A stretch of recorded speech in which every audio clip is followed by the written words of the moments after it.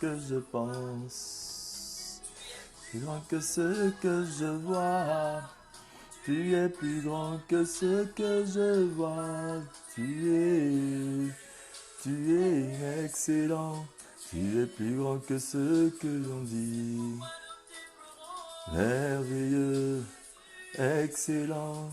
Tu es plus grand que ce que l'on dit.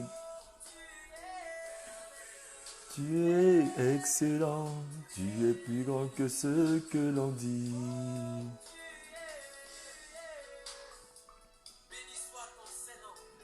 Alléluia, toi Jésus. Béni soit ton Saint-Nom, Jésus. Béni soit le nom de celui qui est, celui qui était et celui qui vient. Sois béni à jamais. Alléluia. Alléluia, toi Jésus.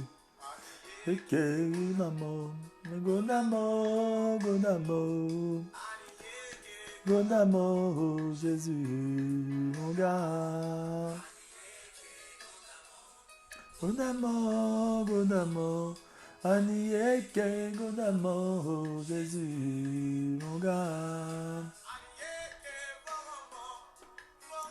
Oh, Jésus, maman, Jésus, mon gars. Vraiment, Anieke, vraiment, Jésus. Oui, Jésus, nous sommes en train de t'adorer. Viens dans cette situation. Shalom, bien-aimés, nous sommes dans 5 minutes pour sauver. Alléluia, Jésus est Seigneur. Soyez tous bénis. Jésus, mon gars. Yekamo, Anieke, Yekamo. Shalom, shalom à vous tous, mes frères et sœurs. Que le Seigneur vous bénisse. Alléluia. Connectez-vous, nous allons parler de la part du Seigneur. Aujourd'hui, nous allons parler de la résurrection de Jésus. La puissance qu'il y a dans la résurrection de Jésus. D'abord, c'est un thème important que nous allons parler aujourd'hui. Que le Seigneur nous met à cœur que nous puissions avoir de la connaissance, connaître la puissance de la résurrection de Jésus. Alléluia.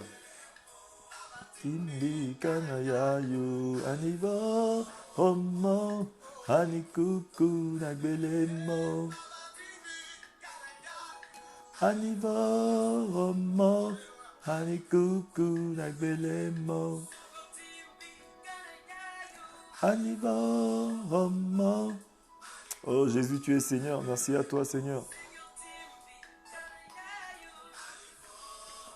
Merci Jésus. Partagez, invitez du monde, nous allons parler de la part du Seigneur. Gloire à toi Jésus.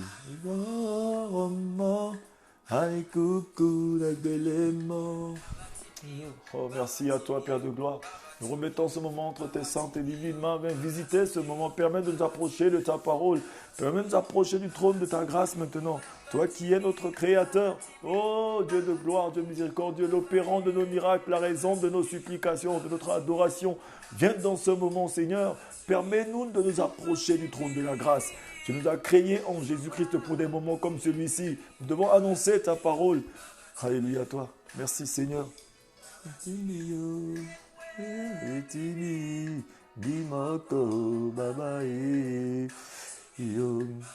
Merci Jésus, tu es Seigneur. Alléluia à toi Jésus, sois élevé. Béni sois-tu Seigneur. Merci Jésus. Alléluia.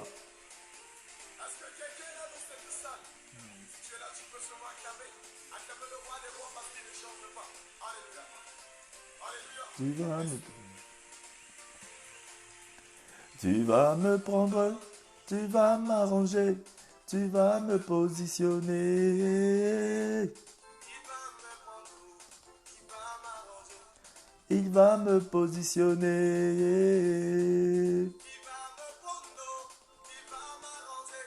Il va me positionner. Qui va me prendre, il va m'arranger. Il va me positionner. Il va me prendre, il va m'arranger. Il va me positionner. Jésus va me prendre, il va nous arranger, il va nous positionner. Ce moment est pour toi, ce moment est pour moi, bien-aimé. Alléluia à toi, Jésus. Merci à toi, Père de gloire. Béni sois-tu, bénis ta parole. Merci pour ta grâce. Oui, bien-aimés, ce moment est pour nous. Nous allons entrer dans ce message. Le Seigneur veut nous faire du bien aujourd'hui. Vous qui êtes connectés derrière votre ordinateur, derrière votre téléphone en train de suivre ce message, c'est un message important pour le peuple de Dieu parce que le Seigneur veut nous parler. C'est un message important pour nous qui sommes les enfants de Dieu, nous qui sommes la créature du Seigneur, nous qui sommes créés à l'image de Dieu, nous devons être informés pour les choses qui se passent. Regardons un peu autour de nous aujourd'hui dans le monde entier, les choses qui sont en train de se passer aujourd'hui. Nous voyons que les gens vivent dans la peur, les gens vivent dans la crainte, les gens vivent dans une position où ils se sont perdus. On est tous perdus. Mais nous sommes retrouvés en Jésus-Christ. Ce soir, je sais que le Seigneur veut informer quelqu'un. Il veut que quelqu'un connaisse qu'il est le Dieu Tout-Puissant, qu'il est le Créateur de l'humanité. Mais vous savez que Jésus-Christ, qui est notre Sauveur, qui est notre Seigneur, tant que nous n'avons pas de connaissance de Jésus-Christ, il y a certaines choses de Jésus-Christ que nous ne pourrons pas vivre. C'est pourquoi c'est important pour nous que nous puissions avoir cette connaissance. Toi qui es derrière ton ordinateur, derrière ton téléphone, prends une position parce que tu vas écouter la parole de Dieu. Nous devons avoir la bonne attitude pour recevoir cette parole parce que cette parole est la vie. Cette parole est Jésus-Christ. Cette parole est le Fils du Dieu vivant parce qu'il est la parole faite chair qui est venue parmi les siens. Alléluia, il est venu en nous. Dieu envoie sa parole pour qu'elle puisse nous guérir. Et cette parole, c'est Jésus. Voilà pourquoi en ce temps de la fin, là où les choses deviennent difficiles, là où il y a la confusion qui règne dans le monde entier, là où les gens sont limités, là où la limite, on voit la limite des gens. On voit aujourd'hui que même les sages sont confondus et tout. Même les intellectuels, les médecins, tout le monde est confus. Il n'y a que Dieu seul. Alléluia. C'est pourquoi la parole de Dieu nous dit que l'intelligence des sages est une folie devant le Seigneur. C'est le Seigneur qui donne l'intelligence et la sagesse. Aujourd'hui, le monde va mal. L'heure est grave, mon frère, ma soeur. Revenons tous à Jésus dans sa parole. Recherchons Dieu dans sa présence. Voilà pourquoi connectons-nous, partageons, invitons d'autres personnes à suivre ce message. C'est important que nous puissions partager la parole de Dieu pour que ça puisse atteindre un maximum de personnes. Même toi qui partages ce message aujourd'hui, toi qui invites d'autres personnes à suivre la parole de Dieu, toi aussi tu es béni. Le Seigneur te bénit pour ça. Alléluia, parce qu'une vie va être sauvée, une personne va être sauvée et il y aura de la joie au ciel. Connaître la puissance de la résurrection de Jésus-Christ, le thème sur lequel nous allons exhorter aujourd'hui. La première question que je vais poser à quelqu'un, qu'est-ce que la puissance de la résurrection de Jésus? Parce que vous savez que la parole de Dieu va nous faire savoir que par faute de connaissance, le peuple de Dieu périt. Aujourd'hui, lorsque nous n'avons pas de connaissance sur notre état ou sur notre vie ou bien sur notre santé, mais les médecins vont jouer de nous. Les gens vont connaître, parce que ce n'est pas possible quand tu n'as pas la connaissance de quelque chose, tu te perds. C'est pourquoi le Seigneur veut que nous puissions avoir la connaissance des choses. La question qui est posée, qu'est-ce que la puissance de la résurrection de Jésus-Christ? Oui, bien aimé. Déjà, je vais vous répondre. C'est une puissance inimaginable pour l'homme. Parce que la puissance de la résurrection de Jésus-Christ, ça dépasse l'entendement de l'humain. L'homme ne peut pas comprendre cela. C'est pourquoi Jésus, lorsqu'il était venu ici-bas, il était venu mettre la différence entre le pharisianisme et l'évangile. Les pharisiens qui étaient docteurs de la loi, de ceci, ne pouvaient pas comprendre ce que Jésus-Christ disait. Alléluia. Donc c'est inimaginable pour l'homme. La puissance, il y a de la puissance dedans, la toute puissance de Dieu même, de Dieu lui-même. Alléluia. Cette puissance qui a ressuscité Jésus d'entre les morts, comme la mesure de la puissance de Dieu, il parle de l'extraordinaire grandeur de la puissance de Dieu. Alléluia. Ici, on nous parle de l'extraordinaire grandeur de la puissance de Dieu. Oui, bien aimé. Mais avant de continuer ce message, nous allons prendre la parole de Dieu dans le livre de Éphésiens. Éphésiens 1, vous qui avez votre Bible, prenons Éphésiens 1 à partir du verset 15 que je vais vous lire. Éphésiens 1 à partir du verset 15. Qu'est-ce que la parole de Dieu va nous dire? Il va me prendre, il va m'arranger. Dieu va nous prendre, il va nous arranger, il va nous positionner. C'est le Dieu créateur. Éphésiens 1, à partir du verset 15, nous dit ceci. C'est pourquoi moi aussi, ayant entendu parler de votre foi au Seigneur Jésus et de votre amour pour tous les saints, je ne cesse de rendre grâce à Dieu pour vous. Je fais mention de vous dans mes prières, afin que le Dieu de notre Seigneur Jésus-Christ, le Père de gloire, vous donne un esprit de sagesse et de révélation dans sa connaissance, qu'il illumine les yeux de vos cœurs, de votre cœur, pour que vous sachiez quelle est l'espérance qui s'attache à son appel, quelle est la richesse de la gloire de son héritage qu'il réserve aux saints, et quelle est envers nous qui croyons l'infinie grandeur de sa puissance, se manifestant avec efficacité par la vertu de sa force. Il l'a déployé en Christ en le ressuscitant des morts et en le faisant asseoir à sa droite dans les lieux célestes, au-dessus de toute domination, de toute autorité, de toute puissance, de toute dignité, de tout nom qui peut être nommé non seulement dans le siècle présent, mais encore dans le siècle à venir. Il a tout mis sous ses pieds et il l'a donné pour chef suprême de l'Église, qui est son corps, la plénitude de celui qui remplit tout en nous tous. Alléluia. Oui, voilà maintenant, bien aimé, la parole de Dieu est en train de circuler. La parole de Dieu nous dit, il nous fait savoir ici que quand nous voyons, l'apôtre Paul était en train de nous dire, il a remarqué, il a dit, c'est pourquoi moi aussi, ayant entendu parler de votre foi au Seigneur Jésus et de votre amour pour tous les saints. C'est-à-dire que le Seigneur a touché l'apôtre Paul et l'apôtre Paul a regardé que la foi en ce temps des peuples d'Éphèse, il a dit que j'ai vu votre foi. C'est-à-dire qu'il a commencé maintenant à s'approcher. J'ai vu votre amour, comment vous respectez les saints, comment ce que vous faites pour les hommes de Dieu, les enfants de Dieu, les serviteurs de Dieu et tout. Ça veut dire que lorsque vous entretenez votre frère, parce que la parole de Dieu même va nous dire qu'il se souvient de nos bonnes actions envers lui et envers les saints. Les saints, c'est qui? Les saints, c'est ton frère, parce que Dieu nous appelle saints. C'est-à-dire que lorsque tu entretiens ton frère, lorsque tu fais du bien autour de toi, les saints, c'est-à-dire quand tu fais du bien à quelqu'un, l'amour que tu portes à ton prochain, à ton enfant, à ta femme, à ton frère, à ta sœur, à tes frères de l'église, aux gens que tu vois que Dieu a créés à son image, parce qu'on regarde Dieu au travers de nos frères et nos sœurs aussi. À ce moment-là, cet amour que tu portes au travers de la foi que tu as en Jésus-Christ, c'est là où l'apôtre Paul a dit, je ne cesse de rendre grâce pour vous, je fais mention de vous dans mes prières, afin que le Dieu de notre Seigneur Jésus-Christ, le Père de gloire, vous donne un esprit de sagesse. Vous savez qu'un enfant de Dieu qui n'a pas de sagesse, c'est un enfant de Dieu qui est perdu. Un enfant de Dieu qui n'a pas de sagesse est perdu. Regardez, lorsque nous allons dans la Bible, la parole de Dieu va nous dire dans les Écritures que la femme sage bâtit sa maison. Lorsque la parole de Dieu nous parle de sagesse, ça veut dire que pour bâtir, nous avons besoin de sagesse. Pour construire, nous avons besoin de sagesse. Pour gérer, pour diriger, nous avons besoin de sagesse. Pour diriger un royaume, tout un peuple, ou bien être chef d'État, avoir une responsabilité, nous avons besoin de sagesse. Parce que nous devons comprendre que Dieu, ici-bas, il crée que des personnes, il a fait que des personnes responsables. Là où tu te trouves, tu es un leader. En toi, Dieu a mis de la responsabilité. Mais pour gérer cette responsabilité que tu as, nous avons besoin d'avoir la sagesse. C'est pourquoi lorsque Salomon eut la responsabilité du peuple d'Israël en ce temps-là, Dieu lui a demandé, que veux-tu que je te donne? Salomon a dit à Dieu, il a dit, non, moi j'ai juste besoin de sagesse. Parce qu'il sait que s'il a la sagesse, il peut gérer tout le peuple. Il peut gérer la fortune. Il peut gérer plusieurs choses qu'il y a autour de lui. Aujourd'hui, on peut nous donner beaucoup d'argent, des millions d'euros, des millions de francs CFA et tout. Mais si nous n'avons pas de sagesse, nous allons dilapider ces biens sans rien faire avec ces biens. C'est pourquoi nous avons besoin de sagesse. En ce qui concerne même la parole de Dieu, pour donner la parole de Dieu, pour prêcher la parole, pour lire la parole, nous avons besoin de sagesse. Pour diriger notre famille, pour guider notre famille, même nos enfants et tout, nous avons besoin de la sagesse pour faire la part des choses. C'est pourquoi l'apôtre Paul a jugé que, comme vous avez la foi, je vais prier Dieu le Père, Dieu le Père, de vous donner un esprit de sagesse. Mais lorsque nous allons dans les Écritures, dans la Bible, dans le livre de Ésaïe 11, va nous faire savoir que le Saint-Esprit de Dieu, c'est l'esprit de sagesse et d'intelligence de Dieu. C'est-à-dire que lorsqu'il vient en toi, il te donne la sagesse. La sagesse nous permet d'être équilibrés. Alléluia. Et après, maintenant, lorsqu'il a dit un esprit de sagesse et de révélation, parce que lorsque nous avons une bonne dose de foi et que nous avons la sagesse, ça nous conduit maintenant à fonctionner dans la révélation. Parce qu'aujourd'hui, nous ne pouvons pas comprendre la révélation de Dieu parce que la volonté de Dieu est dans sa révélation. Lorsque nous n'avons pas la compréhension des choses de Dieu, nous ne pouvons pas comprendre la volonté de Dieu. C'est pourquoi nous ne vivons pas la révélation. Nous ne connaissons pas ce qu'on appelle le réma. On peut entendre parler, mais on ne sait pas ce que c'est et on ne jouit pas de cette chose. Mais tout ça vient de quoi? Vient de la foi.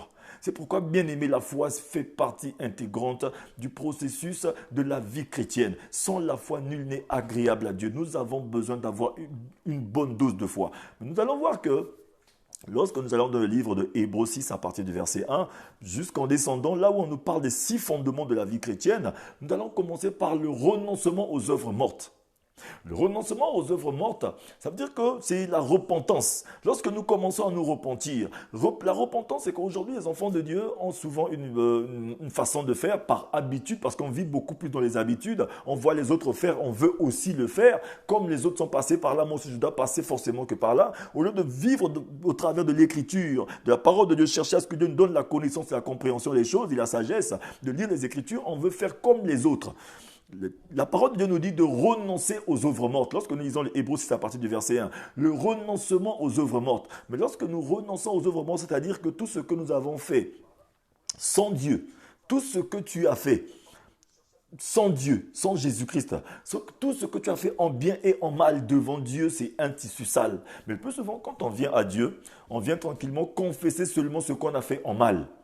Non, Seigneur, j'ai volé. Non, je vais dans l'adultère. Mais nous, il y a certaines choses, il y a certaines relations là où on est entré dedans, certains travails même qu'on garde aujourd'hui, certaines choses qu'on a gagnées de notre vie, mais c'est tous des tissus de mensonges. Peut-être qu'on a fait par la fraude, par la fausseté, on a eu ces choses, mais on vient quand même à Dieu avec ces choses. Mais vous savez qu'on ne peut pas bénir le Seigneur ou rendre grâce à Dieu pour ce que Dieu ne nous a pas donné. Dieu ne finit pas ce qu'il a commencé, mon frère, ma soeur. C'est pourquoi aujourd'hui nous allons voir qu'on commence à grandir avec le Seigneur et le Seigneur nous sépare souvent de certaines choses. Il y a certains couples qui se divisent, on ne sait pas pourquoi, parce que Dieu n'était pas au commencement. Le Seigneur, c'est un Dieu jaloux. Il ne partage pas sa gloire. C'est écrit dans Ésaïe 42, verset 8. Dieu ne partage pas sa gloire. C'est pourquoi nous, aujourd'hui, on ne peut pas venir adorer Dieu avec des choses qui font des souillures pour le Seigneur. C'est pourquoi le Seigneur veut que lorsqu'on vient, on renonce d'abord à tout ce qu'on a fait en bien et en mal. Ça veut dire que tout ce qui est notre intelligence, notre sagesse sans le Seigneur n'est que tissu sale devant le Seigneur. C'est Dieu qui donne tout. La bénédiction de Dieu est suivie d'aucun chagrin. C'est pourquoi la parole de Dieu nous dit, lorsqu'on renonce aux œuvres mortes et qu'on vienne à Dieu, parce que vous allez voir que comme j'aime bien le dire dans les Écritures, lire Ésaïe 30, verset 1, qui nous dit que malheur à l'enfant rebelle qui prend des résolutions pour faire certaines choses, seul sans moi le Seigneur. Ça veut dire que tout ce que toi, l'enfant, tu n'as pas encore commencé à faire, mais tu as résolu de faire, mais sans mettre Dieu dedans, tu t'es déjà attiré le malheur. Imaginez-vous, on n'a même pas encore commencé à faire, mais on a pensé seulement à le faire, mais Dieu n'étant pas dedans, c'est déjà le malheur qu'on commence à s'attirer. Ça veut dire que tu vas faire ton choix de mari, ton choix de femme, c'est-à-dire que de travail, ton choix de tout, de voyager, de faire certaines choses, mais tu n'as pas associé Dieu dedans. Tout de suite, c'est le malheur qui commence à venir. Parce que tout ce qu'on fait, nous sommes la lettre écrite de Dieu. Tout ce que toi et moi nous faisons, nous devons impliquer le Seigneur systématiquement. On doit commencer à penser à Dieu d'abord. On doit lui soumettre d'abord parce qu'il est le Dieu suprême. Il est au contrôle de toutes choses. Rien n'échappe à son contrôle, mon frère, ma soeur. C'est pourquoi il veut l'obéissance. Toute décision qu'on doit prendre, on doit d'abord l'impliquer dedans. Alléluia. Et c'est ça qui fait qu'il a dit, malheur à l'enfant rebelle qui prend des résolutions pour faire certaines choses sans moi, pour s'attirer malheur sur malheur, pour aller en Égypte maintenant signer alliance avec l'Égypte. Alléluia. Pour s'attirer, qu'accumuler péché sur péché. Vous connaissons tous la définition de l'Égypte. L'Égypte, c'est synonyme de servitude, d'esclavage. Ça veut dire que tout ce qu'on fait sans le Seigneur, on devient esclave de la chose. Alléluia. Ça fait qu'aujourd'hui, notre vie devient difficile. Ça devient des caries dentaires. Ça devient difficile pour nous de croire en Dieu. Vous voyez un peu, ça devient difficile pour les enfants de Dieu de croire en Dieu. Il y a même des chrétiens qui sont à l'église, des gens qui prient Dieu, qui ont la Bible, qui font tout. Mais lorsque les choses deviennent difficiles, ils vont chez le marabout. Lorsque les choses deviennent difficiles, ils préfèrent aller voir les gens de ce monde. Lorsque le coronavirus commence à circuler, on dit mettez vos genoux à terre. Ça devient difficile. Les gens commencent à faire les choses n'importe comment, juste parce qu'ils n'ont pas une bonne dose de foi. Nous avons besoin d'avoir une bonne dose de foi. Mais qu'est-ce qui fait que nous pouvons avoir une bonne dose de foi? C'est le renoncement aux œuvres mortes. Lorsqu'on renonce à tout ce qu'on a fait en bien et en mal sans le Seigneur, à ce moment-là, nous recevons maintenant la deuxième chose que nous recevons, qui fait partie ces 6 fondements de la vie chrétienne. Le deuxième qu'on reçoit après le renoncement, après la repentance sincère, à ce moment-là, on reçoit une bonne dose de foi. Et cette bonne dose de foi nous conduit maintenant à croire à tout ce que Jésus-Christ a fait ici-bas. Alléluia. On va croire maintenant à l'enseignement des baptêmes, à la doctrine des baptêmes. On va commencer maintenant à croire à la résurrection des morts. On va commencer maintenant à croire à tout ce que Jésus a fait ici-bas. Pourquoi aujourd'hui c'est difficile lorsqu'on entend parler que un homme de Dieu a prié sur un mort qui est ressuscité. Non, celui-là c'est un magicien. Mais donc on ne croit pas que Jésus-Christ peut passer par quelqu'un et ressusciter un homme. Donc, lorsqu'une personne ressuscite un mort, si aujourd'hui, moi, je me prie sur un frère qui est mort ou une soeur qui est mort, sur un cadavre qui revient à la vie, on va dire que non, systématiquement, l'évangéliste Teddy est devenu magicien. Non, cet homme-là, je le connaissais, il n'était pas comme ça, il a touché quelque chose. Non, je n'ai rien touché, c'est Jésus-Christ qui vit en moi. Jésus-Christ a le pouvoir de résurrection. C'est pourquoi aujourd'hui, nous devons connaître la puissance de la résurrection de Jésus. Lorsqu'on entre dans la vie de victoire de Jésus, nous aussi, nous avons ce pouvoir de ressusciter les morts, de ressusciter les situations, de transformer les choses parce que Jésus-Christ vit en nous. Alléluia. Lorsque tu connais la puissance de la chose, tu peux maintenant l'utiliser parce que Jésus-Christ, il a la ressource, il a tout en lui. Alléluia. Nous allons voir que maintenant, ça devient difficile pour nous. C'est pourquoi la parole de Dieu, l'apôtre Paul était en train de prier pour que Dieu nous donne la sagesse, que nous puissions recevoir la sagesse, l'esprit de sagesse qui est le Saint-Esprit, parce que nous ne pouvons rien faire sans l'esprit de Dieu. Au commencement, lorsque la terre était informe et vide, le Saint-Esprit se mouvait sur la surface des eaux. Alléluia. Le Saint-Esprit se mouvait sur la surface des eaux. Nous sommes la terre du Seigneur. Lorsque nous sommes informes et vides, lorsque nous manquons de connaissance du Saint-Esprit, c'est un esprit de mouvement. Il est en train de se mouvoir dans notre vie. Il est en train de chercher à faire quelque chose, mon frère, ma soeur. Le Saint-Esprit est là. Il est en perpétuel mouvement. Mais il n'est pas un esprit statique. C'est un esprit qui est en perpétuel mouvement. C'est l'esprit du Seigneur. C'est le Dieu lui-même. Il est en train de se mouvoir pour nous donner la sagesse. Et lorsqu'on reçoit la sagesse, on reçoit maintenant la transformation de notre intelligence. Ça nous permet maintenant de discerner la volonté de Dieu, tout ce qui est bon, agréable et parfait. On commence maintenant à vivre la réalisation de ce que Dieu a dit pour notre vie. C'est-à-dire qu'on commence à vivre le réma, la révélation. Pour entrer dans la révélation, il faut d'abord être transformé et régénéré. Sinon, on va croire que non, c'est la magie. On va croire que non, Dieu n'est pas dedans. On va faire les choses par habitude. Et on ne peut pas croire à la résurrection de Jésus-Christ. Et on ne verra jamais rien de ce Dieu-là. Alléluia, c'est un Dieu qui est vivant. Entrons dans ce message, nous allons toujours continuer. L'apôtre Paul dit ceci, afin que le Dieu de notre Seigneur Jésus-Christ, le Père de gloire, vous donne un esprit de sagesse et de révélation dans sa connaissance. Vous allez voir que la connaissance de Dieu, il veut nous la donner. C'est-à-dire que dans la connaissance de Dieu, il veut nous donner la connaissance. Parce que sans la connaissance, mon frère, ma soeur, nous sommes perdus. Osée 4, verset 6 nous dit que par faute de connaissance, le peuple de Dieu périt. Ou par manque de connaissance, on périt. Ou même un peu plus, par trop de connaissance, on périt.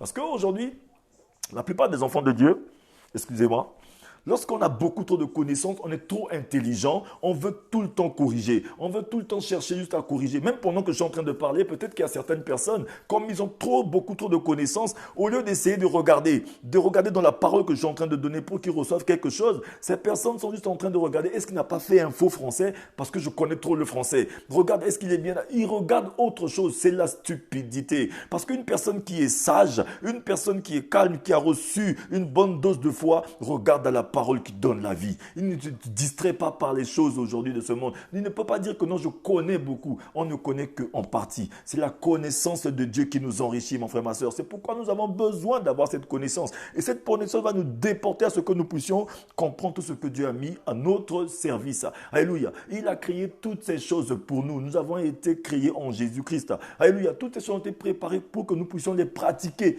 mon frère, ma soeur. Et après, nous allons voir que cette puissance, comme je disais tout à l'heure, c'est une puissance inimaginable pour l'homme. La toute puissance de Dieu lui-même. Cette puissance qui a ressuscité Jésus-Christ d'entre les morts comme la mesure de la puissance de Dieu. Il parle de l'extraordinaire grandeur de la puissance de ce Dieu-là, qui a déployé, alléluia, dans toute sa force en la faisant agir dans le Christ lorsqu'il a ressuscité d'entre les morts. C'est-à-dire que Dieu, il a déployé toute sa force par son Esprit Saint pour ressusciter Jésus. Parce que Jésus-Christ était dans le tombeau 3 jours, son corps était sans vie. Mais le Saint-Esprit est arrivé, il a soufflé sur le corps de Jésus. Parce que à la naissance de Jésus-Christ, le Saint-Esprit était le chef d'orchestre. C'est le Saint-Esprit qui a tout orchestré. C'est le Saint-Esprit qui est venu, qui a dit à Marie, il est passé par là, il a mis le Saint-Enfant Jésus dans le ventre de Marie. Et ça fait qu'à la mort de Jésus-Christ, le Saint-Esprit est encore arrivé ici. Il a soufflé sur le corps sans vie de Jésus-Christ. Il a ramené à la vie. Alléluia. C'est pourquoi nous allons voir que dans le Romains 8, à partir du verset 11, pour ceux qui vont noter, nous dit que lorsque l'Esprit du Seigneur qui était avec Jésus-Christ à la résurrection, s'il vit en vous, il ressuscite tout votre corps mortel. C'est-à-dire que cet esprit qui a ressuscité Jésus-Christ, s'il vit en nous en ce moment, le Saint-Esprit de Dieu, l'empreinte de Dieu, la puissance du Dieu vivant, s'il vit en nous, il ressuscite tout notre corps mortel. Il ressuscite ta santé. Il te ressuscite de tout, même si c'est le sida, même si tout ton système immunitaire est détruit, il va ramener ça à la vie. Même si c'est dysfonctionné, il va ramener ça à la vie parce que lui, il a le pouvoir de ressusciter toutes choses, de régénération. C'est le Saint-Esprit de Dieu. Alléluia. C'est pourquoi, par sa puissance, qui est le Saint-Esprit, il va souffler sur le corps de Jésus-Christ qui était sans vie. Après 3 jours dans le tombeau, cette puissance a ramené Christ à la vie. Mais dans une autre dimension de vie maintenant. Parce que lorsque le Saint-Esprit a soufflé sur le corps de Jésus, et quand Jésus est sorti du tombeau, Jésus n'était plus le même Jésus qui marchait ici-bas. Il était devenu un autre Jésus-Christ avec un corps glorifié. Et il y avait un corps qui était différent. Parce que le corps de la résurrection est un corps qui était différent. Parce qu'il y a eu de la puissance qui est entrée dedans. Alléluia. À ce moment-là, ce n'était plus le même Jésus qui marchait avec ses disciples parce qu'il avait eu un corps glorifié. Le Saint-Esprit est passé par là. Alléluia. Et il y a aussi de la puissance dans cette résurrection. Cette puissance, nous allons voir ça dans le livre de 2 Timothée 1 à partir du verset 9, que je vais lire rapidement. 2 Timothée 1 à partir du verset 9, que je vais lire rapidement, excusez-moi. Si vous avez vos Bibles, vous pouvez prendre, vous pouvez lire avec moi. 2 Timothée 1 à partir du verset 9, je lis la parole du Seigneur. 2 Timothée 1 à partir du verset 9 nous dit ceci. Il nous a sauvés et nous a adressé une sainte vocation, non à cause de nos œuvres, mais selon son propre dessein et selon la grâce qu'il nous a été donnée en Jésus-Christ, avant les temps éternels, et qui a été manifesté maintenant par la venue de notre Sauveur Jésus-Christ, qui a réduit la mort à l'impuissance et a mis en évidence la vie et l'immortalité par l'Évangile. Alléluia. Nous voyons ce que la parole de Dieu nous dit ici. Que Jésus-Christ, la venue de Jésus-Christ, la résurrection de Jésus-Christ, c'est-à-dire que la venue de Jésus-Christ, lorsque Jésus est mort, et sa résurrection a mis la mort à l'impuissance, mon frère, ma soeur. La puissance, alléluia, la puissance qui se trouve dans cette résurrection de Jésus-Christ a rendu la mort à l'impuissance et nous avons été sauvés et recréés en Jésus-Christ par grâce, alors que nous méritions la mort. Nous, on méritait de mourir, on ne méritait pas de vivre, parce que pendant que nous étions tous errants, chacun vaquait à ses occupations, on ne s'occupait pas des choses du Seigneur, c'est là où Jésus-Christ est venu. Le châtiment qui devait tomber sur nous est tombé sur lui. Alléluia. Lui qui était saint, un agneau, l'agneau saint sans défaut, il est venu prendre nos péchés sur lui et partir à la croix avec. C'est-à-dire que sa mort, il est parti au tombeau et il est sorti, il a pris la clé sur la mort. Alléluia. Il y a de la puissance dans la mort et dans la résurrection de Jésus. À ce moment-là, le Seigneur a réduit la mort à l'impuissance. Nous n'avons rien fait pour être sauvés. Tu n'as rien fait pour être sauvé, mon frère, ma soeur. On n'a rien fait pour ça. Parce que tant qu'il n'y avait pas de mort, il n'y a pas de résurrection. Jésus-Christ est mort et il a rendu la mort à l'impuissance. Et à ce moment-là, que nous, aujourd'hui, on peut appeler Dieu Abba Père. Et non seulement ça, il nous a fait une grâce. La grâce qu'il nous a faite, c'est qu'aujourd'hui, nous avons la vie et l'immortalité. Alléluia. Au travers de cette mort et de cette résurrection de Jésus-Christ. Ça veut dire qu'une personne qui vit dans la vie de victoire de Jésus-Christ, non seulement il a la vie, il a l'immortalité aussi. C'est-à-dire qu'il ne meurt pas. Parce que nous avons la vie en Jésus-Christ. Il a caché la vie et l'immortalité dans les évangiles. L'évangile, c'est la parole de Dieu. L'évangile, c'est Jésus-Christ lui-même. C'est ce que le Seigneur voudrait que nous puissions comprendre. Alléluia. Donc, comme je disais tout à l'heure, que la puissance de cette résurrection nous donne accès non seulement à la vie, mais à l'immortalité par la parole puissante de l'évangile de Christ. Mais avant de connaître la puissance de la résurrection de Jésus-Christ, alléluia, en profondeur, pour en jouir puissamment, alléluia, avant de connaître la puissance de la parole de Jésus-Christ, alléluia, de sa résurrection en profondeur, pour en jouir puissamment, nous devons connaître et savoir que la mort de Jésus-Christ avait aussi une puissance et un pouvoir. Aujourd'hui, tout le monde est en train de parler de la résurrection de Jésus, la résurrection par-ci, la résurrection par-là. Mais nous devons comprendre qu'il y a de la puissance de la résurrection de Jésus. Mais pour qu'il y ait de la puissance de la résurrection, il fallait qu'il y ait de la puissance et un pouvoir d'abord dans la mort de Jésus. Alléluia, bien-aimé. La mort de Jésus-Christ, il y avait une puissance dans cette mort. Il y avait une puissance dans la mort de Jésus parce qu'il y avait un pouvoir aussi. Alléluia. Pourquoi regardez un peu, lorsque Jésus-Christ était mort, à ce moment-là, la parole de Dieu va nous conduire à ce que nous puissions comprendre. Parce que le Fils de l'homme rendait son âme à son Père. Le ciel s'est obscurci en ce temps-là. Au moment où Jésus-Christ était à la croix, il est en train de rendre son âme à son Père. Le ciel s'est obscurci. En plein jour, En plein jour comme ça, on a vu le ciel s'obscurcir. Le ciel ne pouvait pas voir son créateur en train de mourir, de rendre l'âme.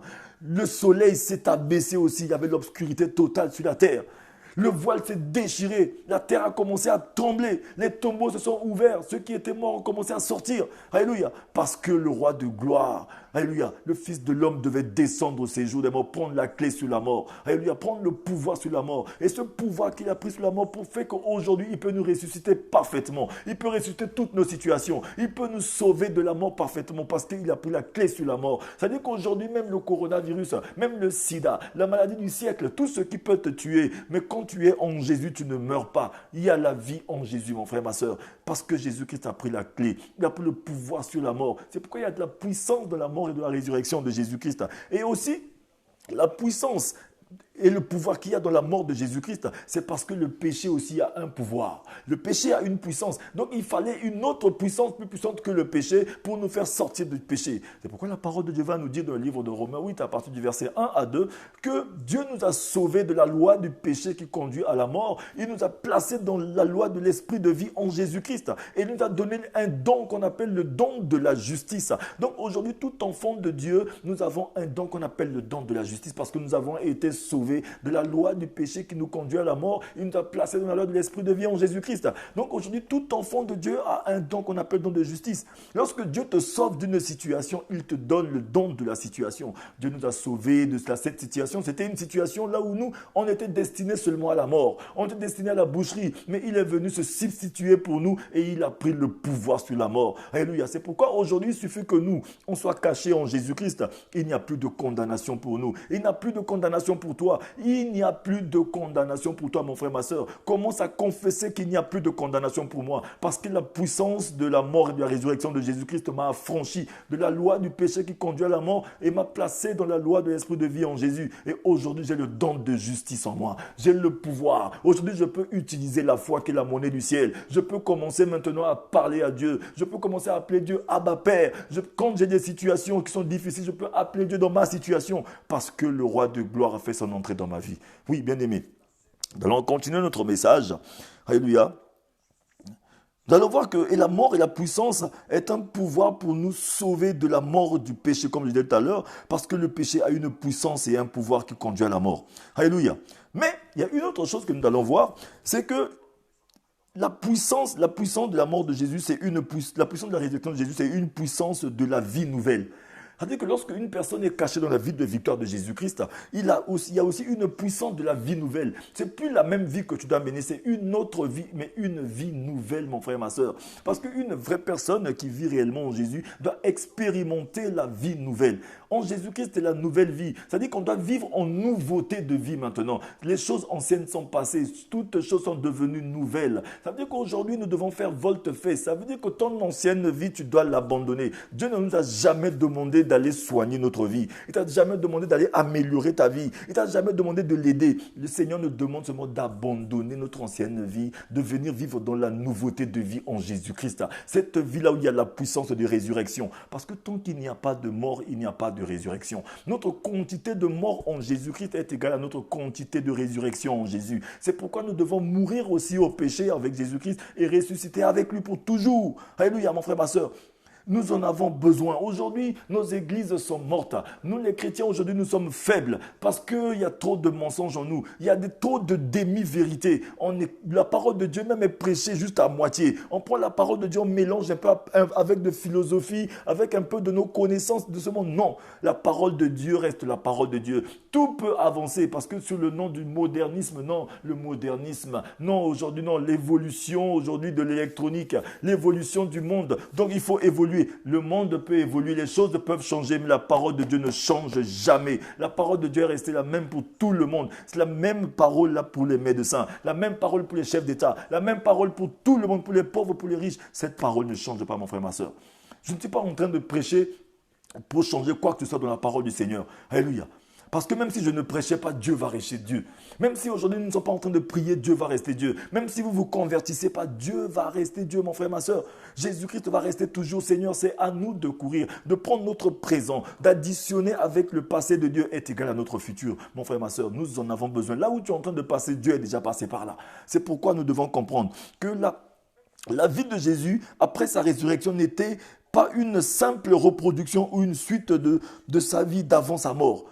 C'était une autre chose. C'était une vie nouvelle, avec des caractères nouveaux et différents. Il n'était plus soumis aux lois de la pesanteur. Parce que lorsque Jésus est sorti du tombeau, lorsqu'il était ressuscité avec toute la puissance, avec toute sa splendeur, avec le corps de gloire, il n'était plus jamais la même personne. C'est-à-dire que la loi de la pesanteur ne pouvait plus jouer sur lui. C'est-à-dire que lui, il pouvait se mettre dans l'air. Il peut sauter d'ici, du 10e étage. Il ne tombera pas par terre parce que la pesanteur n'a plus de loi sur lui. Lorsque nous aurons le corps glorifié, lorsque le Fils de l'homme reviendra nous chercher, nous aurons un corps glorifié, bien-aimé.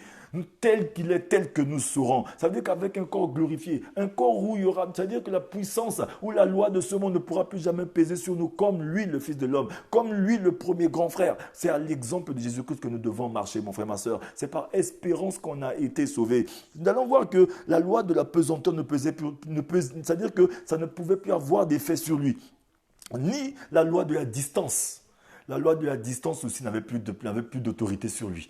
Jésus-Christ pouvait être ici en même temps. Il pouvait être en Centrafrique en même temps. Il pouvait être aux États-Unis en même temps. Il pouvait être partout dans le monde en même temps. L'omniscience de Dieu, l'omnipotence de Dieu, l'omniprésence de Dieu était en lui. C'est-à-dire qu'à ce moment-là, la pesanteur n'avait plus de pouvoir sur lui. Ni la loi de la distance n'avait de pouvoir sur lui. Et aussi, tout ce qui était infranchissable n'avait plus de pouvoir sur lui. Mon frère, ma soeur, tout ce qui était, on appelle l'infranchissable. Il n'y avait plus de barrière infranchissable pour Jésus. C'est pourquoi aujourd'hui, lorsque tu as Jésus-Christ en toi, toute barrière devient franchissable. Tout ce qui était impossible devient possible. Tout ce qui était irréalisable devient réalisable. Parce que la parole de Dieu nous dit, dans le livre de Luc 37, verset 1, nous dit que car rien n'est impossible à Dieu. Luc 1, verset 37, car rien n'est impossible à Dieu, mon frère, ma soeur. Alléluia. C'est pourquoi je vais poser une question à quelqu'un avant de finir ce message. La question que j'aimerais vous poser ce soir, c'est laquelle? La question que j'aimerais poser, c'est que signifie pour tout un chacun de nous connaître la puissance de la résurrection de Jésus? Parce que lorsque nous connaissons la puissance de la résurrection de Jésus, est-ce que c'est juste un livre d'histoire que nous sommes en train de lire pour expliquer aux gens? Ou bien est-ce que c'est juste un slogan que nous allons coller à côté de la voiture? Ou bien c'est juste une statue qu'on va coller? Ou bien un pilote d'un autre ordinateur? Ou bien c'est juste quoi pour nous? Que signifie la puissance de la résurrection de Jésus-Christ pour nous? Parce que lorsque nous voyons, on entend parler de signification de la puissance de la résurrection de Jésus-Christ, on entend parler de signes. Parce que lorsque tu es entré en Jésus, on doit voir un signe de Jésus-Christ sur toi. Lorsque c'est plus toi qui vis, c'est Christ qui vit en toi, on va voir le signe de Jésus sur toi. C'est pourquoi la parole de Dieu va nous dire qu'il veut répandre par nous l'odeur de la connaissance de Jésus. C'est-à-dire que le signe de Jésus en toi, on doit sentir Jésus en toi. Quand tu passes, on doit sentir le parfum de Jésus-Christ en toi. Lorsque tu es en train de marcher, on doit savoir que tu marches, c'est-à-dire que le modèle de Jésus-Christ est en toi. Quelqu'un a envie de faire les choses comme toi. C'est pourquoi la parole de Dieu nous dit la génération tout entière attend avec un ardent désir la révélation des enfants de Dieu. Alléluia, bien-aimé. C'est ce que la parole de Dieu est en train de dire à quelqu'un. Alléluia.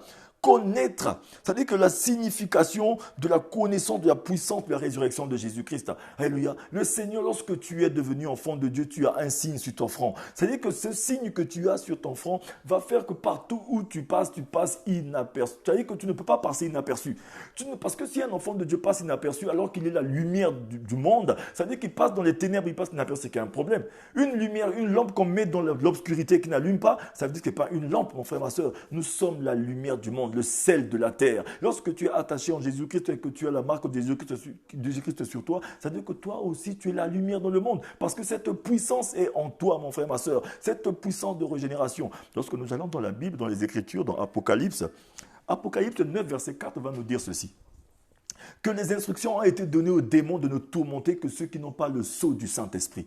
C'est-à-dire que si toi, aujourd'hui, tu n'as pas le sceau du Saint-Esprit, tu pourras être tourmenté. Coronavirus, aujourd'hui, tant que tu n'as pas le sceau du Saint-Esprit, tu seras tétanisé. Aujourd'hui, tu seras tourmenté par les médias. Tu seras tourmenté par Facebook. Tu seras tourmenté par WhatsApp. À chaque fois qu'on te dit qu'il y a 20 000 morts par-ci, il y a 30 000 morts par-là, tu vas vaciller, tu vas avoir peur. Lorsqu'on te dit que non, aujourd'hui, non, demain, toutes les entreprises vont fermer. Non, il y aura un chaos dans le monde. Non, il y aura une crise économique partout. On va commencer à vaciller. Alors que nous sommes un peuple béni. Même s'il n'y a rien à manger, mais nous, on a toujours quelque chose à manger. Dieu a mis les solutions avant les problèmes pour nous, ses enfants. Lorsque tu connais la puissance de la résurrection de Jésus-Christ, tu sais que même s'il n'y a rien, Dieu a prévu quelque chose pour toi. Il a mis une solution pour toi parce que tout ce qui était irréalisable devient réalisable pour toi. Mon frère, ma soeur, ne crains rien là où tu te trouves parce que quand tu connais la puissance de la résurrection de Jésus-Christ, tu ne crains rien. Alléluia. C'est pourquoi nous devons connaître la signification de cette chose. Aujourd'hui, on ne peut pas connaître ça juste comme si c'était un slogan, mais on doit la voir en nous.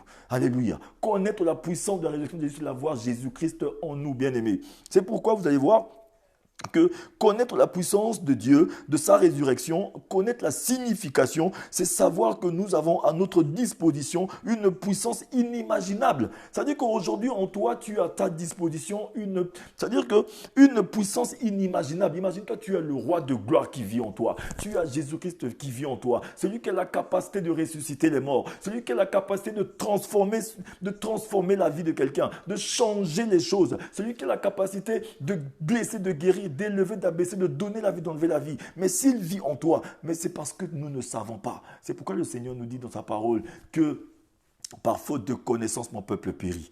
Nous ne connaissons pas notre identité, alors que notre identité est cachée en Jésus-Christ. C'est pourquoi la parole, aujourd'hui, nous sommes en train de dire que savoir que nous avons à notre disposition une puissance inimaginable, bien-aimés, avec laquelle aucune puissance ne peut être comparée. Parce qu'aucune puissance ne peut être comparée à la puissance de Jésus-Christ. C'est lui qui a créé ces puissances qui sont ici-bas. Les principautés, les autorités, les dominations, les sorciers, les féticheurs, les marabouts. Ils ont tous été créés par Dieu lui-même. Ça veut dire que lui-même, il est le créateur de ces choses. Ça veut dire qu'il a plus de puissance que eux. On ne peut pas les comparer à cette puissance. Imagine-toi celui qui a tout créé. Il est en toi. Est-ce que tu vas avoir peur des sorciers? Tu vas avoir peur des féticheurs? Tu vas avoir peur de coronavirus? Alors que toutes ces choses-là ne peuvent rien contre lui. Il a le nom au-dessus de tous les noms, bien-aimés. Alléluia.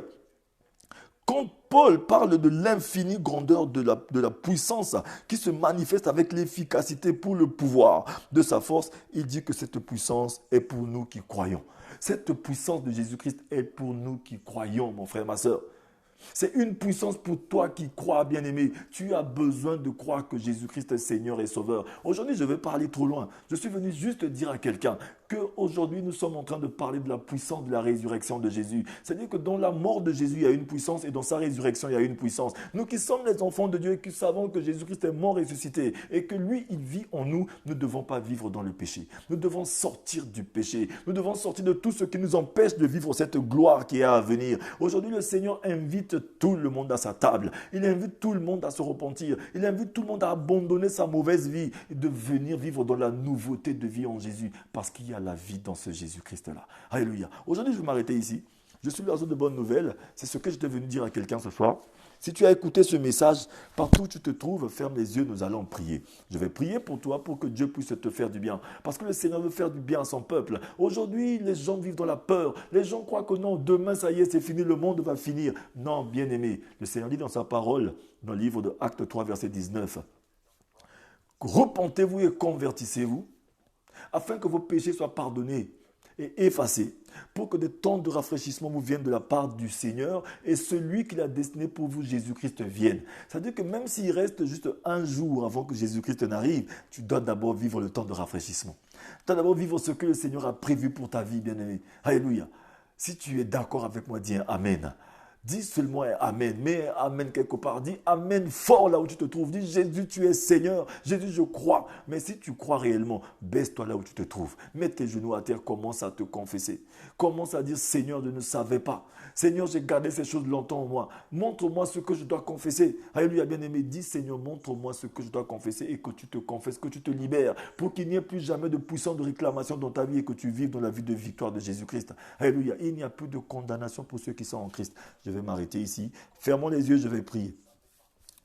Oui, éternel Père très saint, Père de gloire, je te prie, je te loue, je te rends grâce, je te remercie en ce moment précieux. Cette journée que tu nous as conduis, Seigneur, à recevoir cette parole, à avoir la connaissance de la puissance de la résurrection de Jésus. Cette puissance vient par toi, toi qui as déployé cette puissance, dont ta force toute puissante pour ressusciter Jésus-Christ. Et la parole nous dit que si cet esprit qui est avec Jésus-Christ à la résurrection vit en nous, il ressuscite tout notre corps mortel. Je ne connais pas le problème de mon frère ni de ma sœur, quelle que soit la maladie, quel que soit ce qui tourmente mon frère là où il se trouve, qu'il puisse trouver satisfaction. J'ordonne maintenant à tout ce qui est en train de tourmenter mon frère de le libérer au nom de Jésus. Ce qui est en train de tourmenter ma soeur de le libérer au nom de Jésus. Quelle que soit la maladie, toute maladie a un nom et soumis à l'autorité du nom de Jésus-Christ. Jésus-Christ est le nom au-dessus de tous les noms. Seigneur, fais du bien à ton peuple, fais du bien à tes enfants, que toute la gloire te revienne. Au nom de Jésus-Christ, j'ai ainsi prié. Seigneur, ramène ta paix dans le monde. C'est toi qui as la paix. Quand tu ne donnes pas la paix, ceux qui la donneront en vain. Tu es le Dieu de gloire. Merci pour ta grâce, ta faveur et ton privilège. Au nom de Jésus-Christ, nous t'avons ainsi prié. Amen. Amen, bien-aimés. Partagez ce message, partagez un maximum de personnes. C'est la parole du Seigneur, c'est de l'évangélisation aussi que vous allez faire. Multiplions les partages pour que d'autres frères, d'autres sœurs puissent recevoir la parole. Parce que la parole de Dieu nous dit que lorsque cette bonne nouvelle sera prêchée partout dans le monde entier, alors viendra la fin. Soyez tous bénis. Shalom, shalom, shalom.